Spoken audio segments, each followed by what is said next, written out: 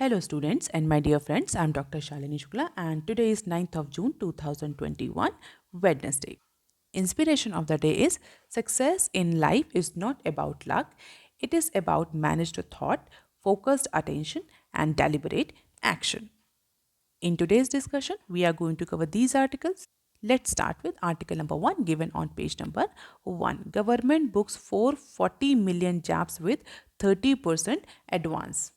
जैसा कि हमने ऑलरेडी डिस्कस किया था कि मंडे को सेंट्रल गवर्नमेंट ने अनाउंसमेंट करी थी कि जितने भी स्टेट्स हैं उनको अपने स्टेट में 18 प्लस इंडिविजुअल के वैक्सीनेशन के लिए जो भी वैक्सीन के अमाउंट की रिक्वायरमेंट होगी उसका पूरा प्रोक्योरमेंट सेंट्रल गवर्नमेंट करेगी, सेंट्रलाइज प्रोक्योरमेंट सेंट्रल गवर्नमेंट करेगी और सभी स्टेट्स को उनकी रिक्वायरमेंट के अकॉर्डिंग कोविड-19 की जो वैक्सीन है वो फ्री अवेलेबल कराई जाएगी. And in this process, central government has already placed the advance order as per the NITI Aayog. तो नीति आयोग ने ट्यूसडे को ये डिस्क्लोजर दिया है कि इस प्रोसेस में जो सेंट्रलाइज प्रोक्योरमेंट और सेंटर ने जो अनाउंसमेंट किया है कि सभी को 18 प्लस जितने भी इंडिविजुअल्स हैं और जितने भी स्टेट्स हैं उन सभी को अपने स्टेट्स में 18 प्लस के वैक्सीनेशन के लिए जितने भी अमाउंट की वैक्सीन अवेलेबल होगी, जितने भी जैब्स चाहिए होंगी, जो भी रिक्वायरमेंट होगी उसको सेंट्रल गवर्नमेंट अवेलेबल कराएगी and that is free of cost. तो इस पर्टिकुलर प्रोसेस को इनिशिएट कर दिया है गवर्नमेंट ने ऑलरेडी 250 मिलियन और 190 मिलियन कोविशील्ड और कोवैक्सीन की डोजेस की सप्लाई के लिए ऑर्डर दे दिया है to Serum Institute of India and Bharat Biotech. और इसके लिए गवर्नमेंट ने दोनों ही कंपनीज को अप्रॉक्सीमेटली 30% एडवांस पेमेंट किया है. तो अभी तक गवर्नमेंट ने अप्रॉक्सीमेटली 450 मिलियन जैब्स के प्रोक्योरमेंट के लिए ऑर्डर दे दिया. हालांकि 30% के फॉर्म में गवर्नमेंट ने कितना टोटल अमाउंट पे किया है उसका डिस्क्लोजर नहीं किया गया है. अभी तक ये कहा जा रहा था कि जो सेंट्रल गवर्नमेंट है वो 150 पर डोज के रेट से जो कोविशील्ड की वैक्सीन है उसको प्रोक्योर कर रही है. बट इस बार गवर्नमेंट कितने रेट पर कोविशील्ड या कोवैक्सीन को प्रोक्योर कर रही है इसका डिस्क्लोजर नहीं किया गया है और शायद इसीलिए 30% सिर्फ परसेंटेज में बताया गया है, अमाउंट में ये नहीं बताया गया है, नंबर्स में नहीं बताया गया कि गवर्नमेंट ने टोटल कितना अमाउंट भारत बायोटेक को और सीरम इंस्टीट्यूट ऑफ इंडिया को पे किया है as a 30% advance. And as per the senior executive of Niti Aayog, exports are not happening at this moment. So जितना भी एक्सपोर्ट हो रहा था कोविड की वैक्सीन का उस एक्सपोर्ट को भी रोक दिया गया है. और दूसरा 25% supply to the state at a higher price has now been stopped. तो जो स्टेट्स गवर्नमेंट को हायर प्राइस पे जो वैक्सीन सप्लाई हो रही थी उसको भी रोक दिया गया है. तो अब सेंट्रल गवर्नमेंट इस बात का इंश्योरेंस दे रही है कि सेंट्रल गवर्नमेंट सारी सेंट्रलाइज प्रोक्योर करेगी वैक्सीन को, उसके लिए जितना भी रिवेन्यू गवर्नमेंट को लगाना पड़े और अप्रॉक्सीमेटली हर स्टेट के जितने भी 18 प्लस इंडिविजुअल्स हैं उन सबको फ्री में वैक्सीन अवेलेबल कराएगी. और हमने कल के डिस्कशन में देखा ही था कि गवर्नमेंट ने कितना एलोकेशन किया है उसके लिए. And this is the availability and the advance order of different vaccine that Indian government has actually ordered from different manufacture. तो कोविशील्ड का ऑर्डर दिया है, कोवैक्सीन का ऑर्डर दिया है. इसके अलावा बायोलॉजिकल ई सब यूनिट वैक्सीन का भी सेंट्रल गवर्नमेंट ने ऑर्डर दिया है. प्रोडक्शन अगर हम देखें, अवेलेबिलिटी देखें तो कोविशील्ड की अवेलेबिलिटी सबसे ज़्यादा या प्रोडक्शन कैपेसिटी सबसे ज़्यादा है. 750 मिलियन प्रोडक्शन कैपेसिटी होगी कोविड या प्रोडक्शन क्वांटम होगा कोविशील्ड का फ्रॉम अगस्त टू दिसंबर और उसमें से 250 मिलियन जो है वो सेंट्रल गवर्नमेंट प्रोक्योर करेगी. इसी तरह कोवैक्सीन 550 मिलियन डोजेस बनेंगी अगस्त से दिसंबर के बीच में, जिसमें से 190 मिलियन जो डोज है वो सेंट्रल गवर्नमेंट प्रोक्योर करेगी. तो बेसिकली इन 3 वैक्सीन के प्रोक्योरमेंट के लिए गवर्नमेंट ने ऑर्डर दिए हैं in order to fulfil the requirement of mass inoculation drive. अब प्राइवेट हॉस्पिटल्स के लिए क्या रेट लगाए गए हैं? प्राइवेट हॉस्पिटल के लिए गवर्नमेंट ने कोविशील्ड का जो रेट लगाया है that is ₹780 per dose and Covaxin 1420 ₹10 पर डोज। तो प्राइवेट जितने भी प्राइवेट हॉस्पिटल्स हैं उनको डायरेक्ट किया गया है कि वो इससे ज़्यादा अमाउंट चार्ज नहीं करेंगे for Covishield and Covaxin. Sputnik के लिए क्या अमाउंट फिक्स किया है? स्पुतनिक के लिए 1145 पर डोज। तो 1145 स्पुतनिक के लिए, 1410 कोवैक्सीन के लिए और 780 पर डोज कोविशील्ड के लिए फिक्स किया है फॉर प्राइवेट हॉस्पिटल्स। एलोकेशन की फिर से अगर बात करें तो गवर्नमेंट ने अप्रॉक्सीमेटली 35,000 करोड़ का एलोकेशन किया है for this mass inoculation and largest vaccination drive in India. लेकिन एक्सपर्ट का ये कहना है, हेल्थ मिनिस्ट्री या फाइनेंस मिनिस्ट्री सबका जो इसमें जो एक्सपर्ट है उनका ये कहना है कि ये जो एक्सपेंडिचर गवर्नमेंट ने कैलकुलेट किया है ये रियल एक्सपेंडिचर से अप्रॉक्सीमेटली 40% कम है। इट मीन्स जो एक्चुअल ऑन ग्राउंड जो एक्सपेंडिचर होगा for this mass inoculation drive, तो उसका एक्सपेंडिचर 40% ज़्यादा हो सकता है कैलकुलेटेड अमाउंट से। तो जो फ्रेश एस्टिमेट्स आए हैं वो आए हैं कि 45,000 से 50,000 करोड़ तक का रिवेन्यू फॉरगो हो सकता है फॉर दिस वैक्सीनेशन ड्राइव। तो हो सकता है गवर्नमेंट जो बजटरी एलोकेशन गवर्नमेंट ने 35,000 करोड़ का पहले डिसाइड किया था उसको बढ़ा करके 50,000 करोड़ तक का कर दिया जाए। इसके अलावा वैक्सीन को लेकर के एक और न्यूज़ है। बेसिकली मैंने क्या किया, जितनी भी वैक्सीन पॉलिसी को से रिलेटेड जितनी भी न्यूज़ आज बिजनेस स्टैंडर्ड में आई सबको एक कॉलम में कवर करने की कोशिश करी है। सो this particular news is given on page number 4, जहाँ पर गवर्नमेंट ये बताया गया है कि जो भी सेंट्रल गवर्नमेंट जो भी एलोकेशन करेगी, जो भी डिस्ट्रीब्यूशन करेगी कोविड-19 वैक्सीन का, वो किसके बेसिस पर होगा, जो स्टेट्स के बीच में एलोकेशन होगा, डिस्ट्रीब्यूशन होगा, उसका क्या क्राइटेरिया होगा। तो गवर्नमेंट ने कुछ पॉइंट पर बहुत ज़्यादा एम्फेसिस दिया है। गवर्नमेंट का, सेंट्रल गवर्नमेंट का ये कहना है कि सबसे पहला जो क्राइटेरिया होगा वो पॉपुलेशन, जो स्टेट की कितनी population, and definitely it is quite rational and logical कि जो ज़्यादा पॉपुलेशन वाले स्टेट्स हैं उनको ज़्यादा वैक्सीन एलोकेट करी जाए। तो population is one of the first criteria. Population के अलावा डिजीज़ बर्डन, किस पर्टिकुलर स्टेट में कोविड-19 वैक्सीन का जो डिजीज़ बर्डन है, जो कोविड-19 या कोरोना का कितना स्प्रेड है, कितना अफेक्ट है, कितना इम्पैक्ट है, उसके अकॉर्डिंग भी एलोकेशन होगा। जैसा कि हम सभी जानते हैं मुंबई, दिल्ली, यूपी, इन कुछ स्टेट्स में कोविड के केसेस बहुत ज़्यादा मिले थे। हालांकि अब लगभग अप्रॉक्सीमेटली सारे स्टेट्स में रिडक्शन स्टार्ट हो चुका है कोविड-19 के केसेस का, लेकिन फिर भी disease burden will be treated as one of the parameter for distribution of कोविड-19 वैक्सीन। इसके अलावा progress of the vaccination wastage will be the other criteria. कौन से स्टेट कितनी अच्छी तरीके से प्रोग्रेस कर रहे हैं, कितनी स्पीड से वैक्सीनेशन करा रहे हैं, ये भी एक क्राइटेरिया होगा। और कौन से स्टेट कितना कम वैक्सीन वेस्टेज कर रहे हैं। अगर वेस्टेज की बात करी जाए तो हमने डिस्कस भी किया था एक बार कि टॉप 5 स्टेट्स कौन कौन से हैं जहाँ पर सबसे ज़्यादा वैक्सीन कोविड-19 वैक्सीन का वेस्टेज हुआ है।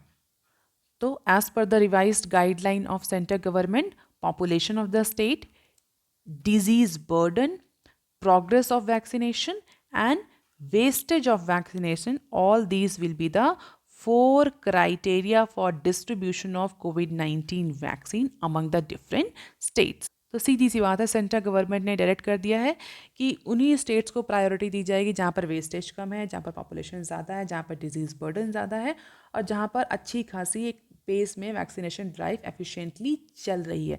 इट मीन्स स्टेट्स को मोटिवेट किया है कि वो वेस्टेज को रिड्यूस करें और अपने यहाँ जो मास वैक्सीनेशन का प्रोग्राम चला रहे हैं उसको और एफिशिएंटली और स्पीडी मैनर में चलाएं। और इवन वैक्सीनेशन की पेस को इम्प्रूव करने के लिए ऑन साइट वैक्सीनेशन और वॉक इन रजिस्ट्रेशन फैसिलिटी भी गवर्नमेंट प्रोवाइड करें। डिफरेंट स्टेट्स में मोबाइल वैक्सीनेशन सेंटर भी चलाए जा रहे हैं जिससे कि इंडिविजुअल जहाँ है उसको वहाँ जा कर के कोविड-19 का वैक्सीनेशन या कोविड-19 की जैब दी जा सके। तो बेसिकली ये पूरा वैक्सीनेशन पॉलिसी या वैक्सीन पॉलिसी के लिए था। गवर्नमेंट ने जहाँ पर क्लियरली इंडिकेट किया कि अप्रॉक्सीमेटली 75% जो रिक्वायरमेंट है स्टेट्स की फॉर कोविड-19 जैब वो सेंट्रल गवर्नमेंट प्रोक्योर करेगी। आप देख लेते हैं article number 2 that is given on page number 1। NARCL head hunting for core team begins ahead of July launch. National asset reconstruction company के बारे में हम बहुत बार डिस्कस कर चुके हैं और हमने ये भी पहले भी डिस्कस किया है कि national asset reconstruction company is going to launch in the month of July. हालांकि इसका लॉन्च तो पहले होना था बट थोड़ा सा पोस्टपोन हो गया बिकॉज ऑफ COVID-19 पैंडेमिक। अब चूँकि जुलाई के मंथ में इसका लॉन्च होना है, हालांकि बहुत सारे एक्सपर्ट ये भी कह रहे थे कि शायद जिस हिसाब से कोविड के केसेस आ रहे हैं इंडिया में, NARCL का जो लॉन्च है वो पोस्टपोन कर दिया जाए। But as per today's news, it is all ready to get launched in the month of July और इसके लिए गवर्नमेंट फाइनलाइज कर रही है कोर टीम के मेंबर्स को। सो फाइनलाइजेशन की स्टेट में है। जो डिफरेंट रिक्रूटमेंट एजेंसीज हैं, कंसल्टेंसी फर्म्स हैं, उनसे कोटेशंस मांगी गई है for professional recruitments that agencies will help in hiring process of National Asset Reconstruction Company Limited। अगर आपको याद हो तो हमने डिस्कस भी किया था कि NARCL is the new asset management company. That new ARC asset reconstruction company, अभी तक प्राइवेट ARCs हैं बैंकिंग इंडस्ट्री में, बट अब Indian bank association is going to establish its own national asset reconstruction company और इसको लेकर कई बार हम न्यूज़ ऑलरेडी डिस्कस कर चुके। तो फिलहाल के लिए इंडियन बैंक एसोसिएशन ने जितनी कई सारी जो बड़ी बड़ी ह्यूमन रिसोर्स कंसल्टेंसी फर्म्स हैं, रिक्रूटमेंट एजेंसीज हैं, उनसे कोटेशंस इनवाइट किए हैं for assisting them with hiring professionals for finalising their core team. और एओन एक ह्यूमन रिसोर्स कंसल्टेंसी फर्म है जिसको जो असिस्ट कर रही है इस पूरी हायरिंग जो प्रोसेस है नेशनल एसेट रिकंस्ट्रक्शन कंपनी की, उसकी पूरी हायरिंग प्रोसेस को असिस्ट कर रही है, एक एओन कंसल्टेंसी है। And aeon will also help in preparing the management charter. Management charter भी प्रिपेयर करने में हेल्प करेगी this particular consultancy firm. What is management charter? आप मुझे आज कमेंट सेक्शन में लेकर बताइए कि एक्चुअली मैनेजमेंट चार्टर क्या होता है। अभी तक आपने सिटीजन चार्टर सुना होगा, इसी तरह एक टर्म होता है मैनेजमेंट चार्टर। तो कमेंट सेक्शन में लेकर बताइए व्हाट इज़ मैनेजमेंट चार्टर। अब देख लेते हैं न्यूज़ क्या है। हालांकि जुलाई तक तो हायरिंग नहीं हो पाएगी, it is very clear, but जो इन्वॉल्व हैं इंडिविजुअल्स उनमें, ऑफिशियल्स, उनका ये कहना है कि this hiring definitely is not going to impact the functioning of NARCL। इससे NARCL की फंक्शनिंग इम्पैक्ट नहीं होगी। The contributing public sector banks will also help the ARC in providing the requisite man power. तो जितने भी जो ऐसे public sector banks हैं जिनका कॉन्ट्रीब्यूशन है in this particular national asset reconstruction company limited, initially वो सारे public sector banks human resource support provide करेंगे, मैन पावर सपोर्ट प्रोवाइड करेंगे to NARCL for functioning at a initial. शुरुआती दौर पे काम करने के लिए पब्लिक सेक्टर बैंक्स अपने अपने रिक्विजिट जो मैन पावर है उनको प्रोवाइड कर सकते हैं, बट डेफिनेटली लॉन्ग टर्म के लिए, परमानेंट सेटलमेंट के लिए जो कोर टीम है उसका रिक्रूटमेंट टाइम से करना भी ज़रूरी है। इसके लिए इंडियन बैंकिंग एसोसिएशन ने प्रोसेस स्टार्ट कर दी है। The management bandwidth will not be an issue in its functioning as per another official. तो हो सकता है कुछ ऑफिशियल्स, कुछ पब्लिक सेक्टर बैंकर्स हमें डेपुटेशन पे देखने को मिले into NARCL। Till then core team is not being finalise. जब तक कि उनकी खुद की कोर टीम फाइनलाइज नहीं होती है, प्रोफेशनल का रिक्रूटमेंट नहीं होता, तब तक कि डिफरेंट पब्लिक सेक्टर बैंक से कुछ बड़े बड़े ऑफिशियल्स जो हैं उनको NARCL में डेपुटेशन पे रखा जा सकता है। और जो भी सिलेक्शन होगा कोर टीम का for national asset reconstruction company वो मेरिट के बेसिस पर होगा। All selection will be based on the merit only. और इस पूरी हायरिंग प्रोसेस के लिए कई सारी एडवाइजरी सर्विसेज के लिए एडवाइजरी ऑफिसर्स को भी हायर किया जा रहा है। हालांकि इस पर जो एओन कंसल्टेंसी फर्म से उसने बहुत ज़्यादा रिस्पॉन्स नहीं दिया है, बट ऐसा कहा जा रहा है कि more than a dozen people will be hire to manage the incentive task. But अभी फ़िलहाल के लिए इतना ही बताया गया है कि aeon is a HR consultancy, SBI capital market is a will provide advisory services. Ernst and Young LLP will provide the tax consultancy. NARCL and the AMC will be majorly owned by PSBs, जो कि Indian banking association manage कर रहा है. Government का stake इसमें नहीं है. Both will function with private sector ethos and pay market linked remuneration. So these are the few key points that we have already discussed कि जब तक ये NARCL में उनके कोर मेंबर्स नहीं आते, पब्लिक सेक्टर से कुछ ऑफिशियल्स भेजे जाएंगे फॉर डेपुटेशन. और अभी तक अप्रॉक्सीमेटली 90,000 करोड़ का बैड लोन आइडेंटिफाई किया गया है, जो कि इमीडिएटली ट्रांसफ़र कर दिया जाएगा NARCL को जैसे ही NARCL लॉन्च होती है. तो 90,000 करोड़ का बैड लोन या NPA वेट कर रहा है NACRL का. अब देख लेते हैं article number 3 that is given on page number 6. New business premium for life insurer fall 5.5%. Life insurers have reported 5.5% decline in new business premium, जिसको हम शॉर्ट फॉर्म में NBP भी बोलते हैं. अगर आप रेगुलरली मेरे न्यूज़ एनालिसिस को फॉलो कर रहे हैं तो आपको पता होगा जब कोविड-19 की फर्स्ट वेव आई थी तो उस समय भी जो लाइफ इंश्योरेंस कंपनीज थी, बेसिकली अगर हम बात करें LIC जैसी कंपनीज, तो उनके बिजनेस में बहुत ज़्यादा फॉल देखने को मिला था. और उन्होंने डिस्क्लोज किया था कि उनका जो न्यू बिजनेस प्रीमियम है, जो नई पॉलिसी, सीधी सी बात है, न्यू बिजनेस प्रीमियम मतलब जो नई पॉलिसी बिक रही है उसका जो पहला प्रीमियम होता है तो न्यू बिजनेस प्रीमियम बोलते हैं उसे. जितना ज़्यादा न्यू बिजनेस प्रीमियम आता है इसका मतलब उतनी ज़्यादा पॉलिसी सेल हुई है इंश्योरेंस कंपनीज़ की. तो कोविड-19 की फर्स्ट वेव में भी अगर आपको याद हो तो जो भी इंश्योरेंस कंपनीज थी, लाइफ इंश्योरेंस कंपनीज, उनका न्यू बिजनेस प्रीमियम फॉल किया. और वही सेम इम्पैक्ट अब हमें कोविड-19 की सेकेंड वेव में भी देखने को मिल रहा है. So life insurance companies have reported approximately 5.5% decline into their NBP in May 2021 compared to the same period last year. Last year इस टाइम पर भी अगर आपको पता हो तो कोविड की जो फर्स्ट वेव थी उसका अच्छा खासा इम्पैक्ट था. ऑल दो इस स्टेज तक आते आते लास्ट ईयर हमारे यहाँ अनलॉक शुरू हो गया था, बट फिर भी जो कोविड का इम्पैक्ट था NBFCs पर वो क्लियर दिख रहा था. और इस कोविड-19 सेकेंड वेव में भी जो लाइफ इंश्योरेंस कंपनीज़ हैं उनका न्यू बिजनेस प्रीमियम फॉल किया है. और इवन इतना फॉल किया है कि वो पिछले कोविड की वेव के कंपैरिजन में भी 5.5% तक कम है. जनरली लो बेस इफेक्ट के कारण ये इंश्योरेंस थोड़ा सा इम्प्रूव, जो न्यू बिजनेस प्रीमियम है ये इम्प्रूव्ड दिखना चाहिए. और लो बेस इफेक्ट के बाद भी इसमें डिक्लाइन दिख रहा है. तो can we imagine the intensity or impact of the COVID-19 second wave on life insurance companies?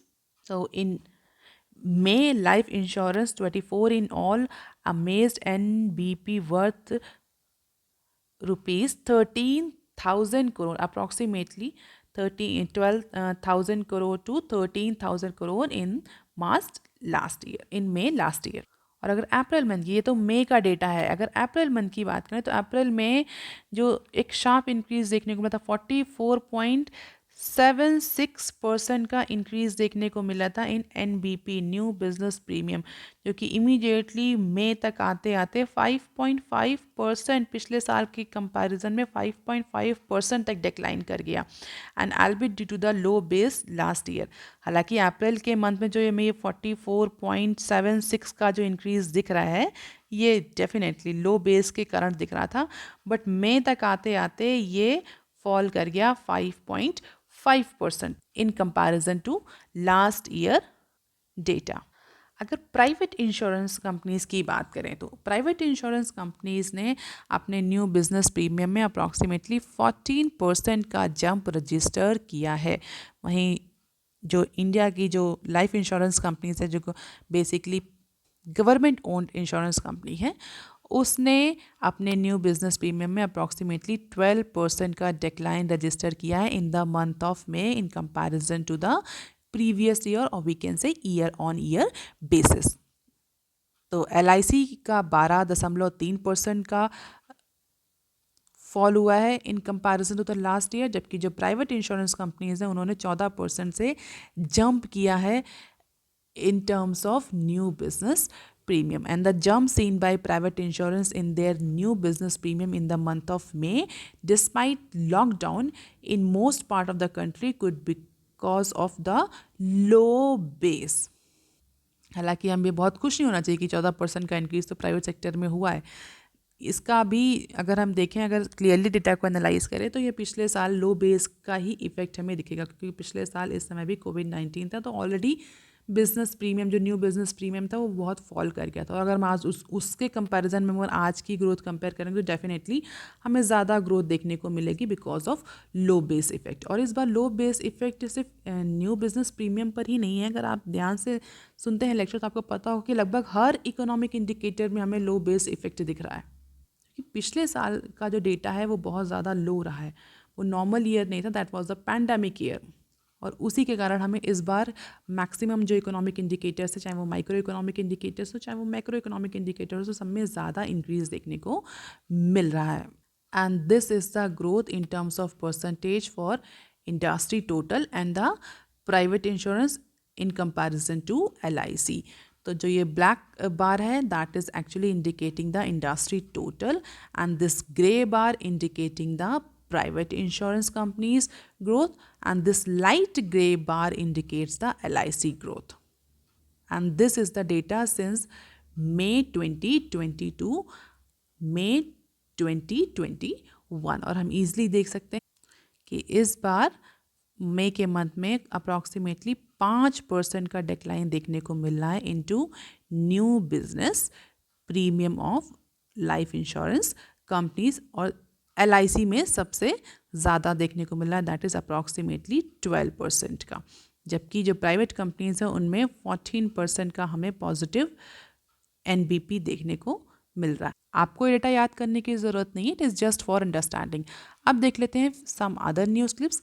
NCLT clears Videocon sale to Vedanta firm. Finally Videocon के केस में डिसीजन आ गया है। नेशनल कंपनी लॉ ट्रिब्यूनल की जो मुंबई बेंच है, उसने वीडियोकॉन का acquisition approve कर दिया है by billionaire Anil Agarwal Twin Star Technologies, with the lender set to take haircut of about 90%।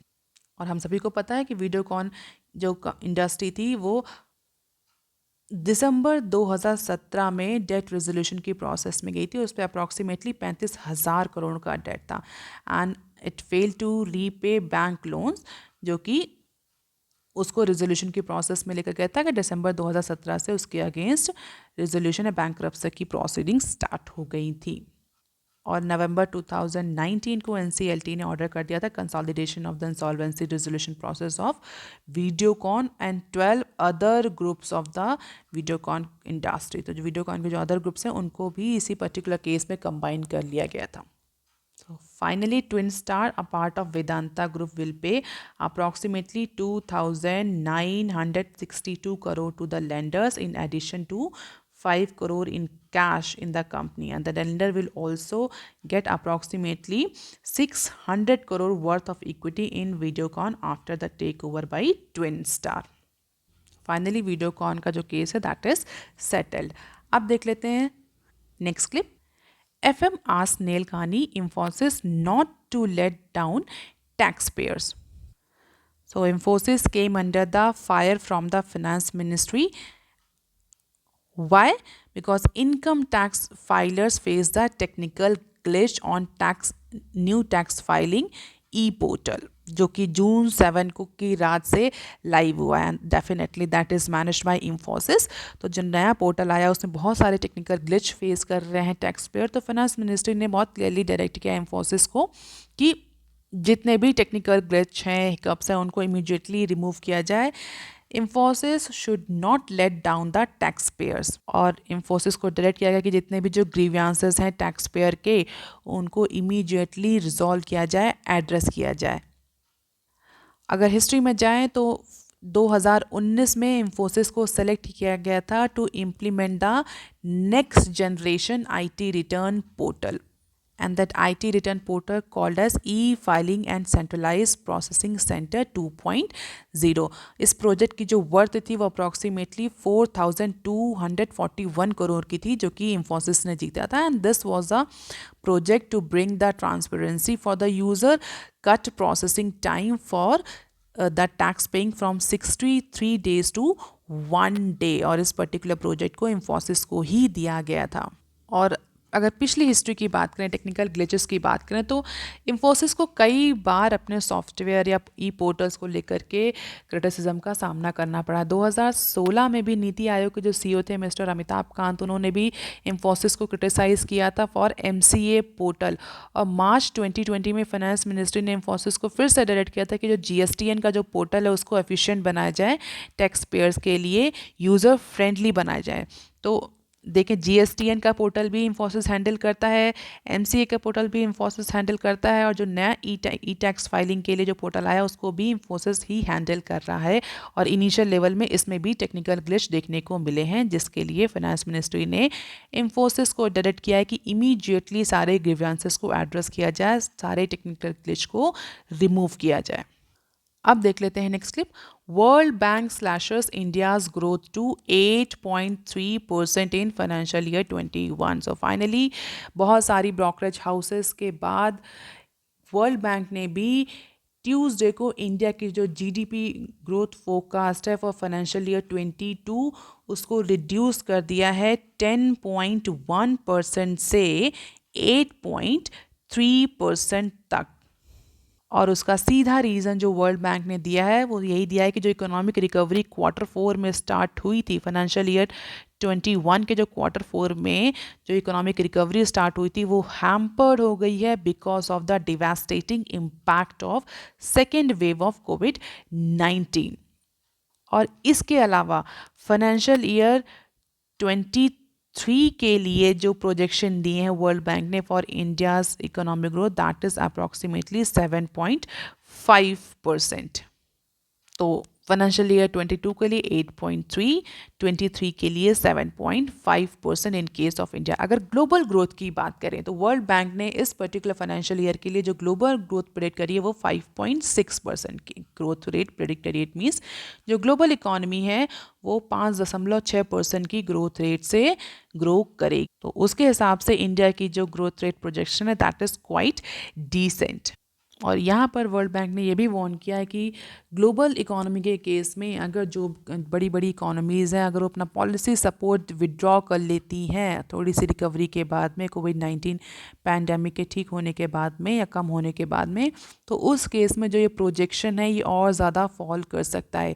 ये प्रोजेक्शन तो वर्ल्ड बैंक ने तब किया है जबकि सपोर्टिव पॉलिसीज़ इम्प्लीमेंट हो रही हैं बड़ी बड़ी इकोनॉमीज़ में.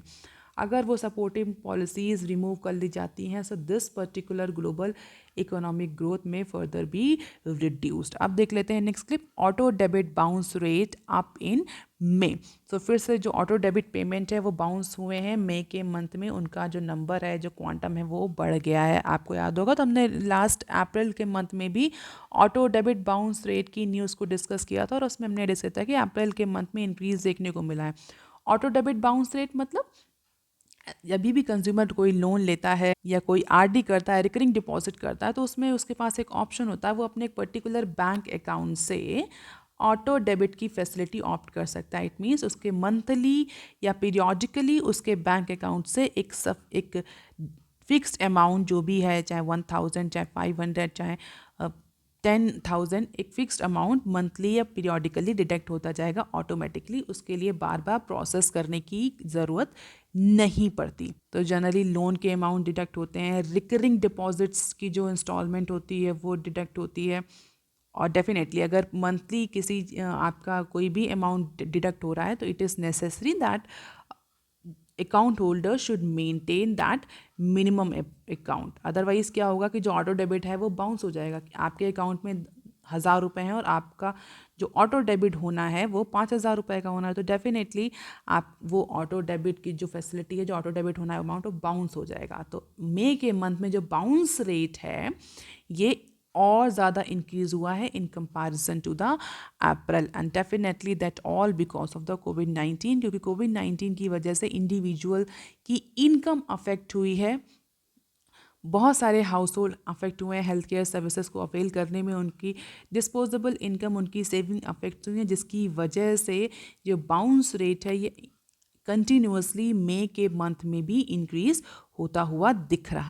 And according to the National Automated Clearing House, that is NASH, data in May of 85.7 million transaction initiated, and into which approximately 35.91% or 30% million or 30 million transactions have been fail. तो हम ये कह सकते हैं कि जितने भी ट्रांजैक्शन इनिशिएट हुए मई के मंथ में, नंबर याद करने की ज़रूरत नहीं है, मई के मंथ में जितने भी ऑटो डेबिट के ट्रांजैक्शन इनिशिएट हुए उसमें से अप्रॉक्सीमेटली 36% जो ट्रांजैक्शन है वो फेल हो गया, बाउंस हो गया, because of the lack of sufficient money into the account of account holder.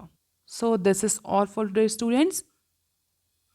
If you want lecture PDF, you can join my Telegram channel. You can also follow me on other social media platform.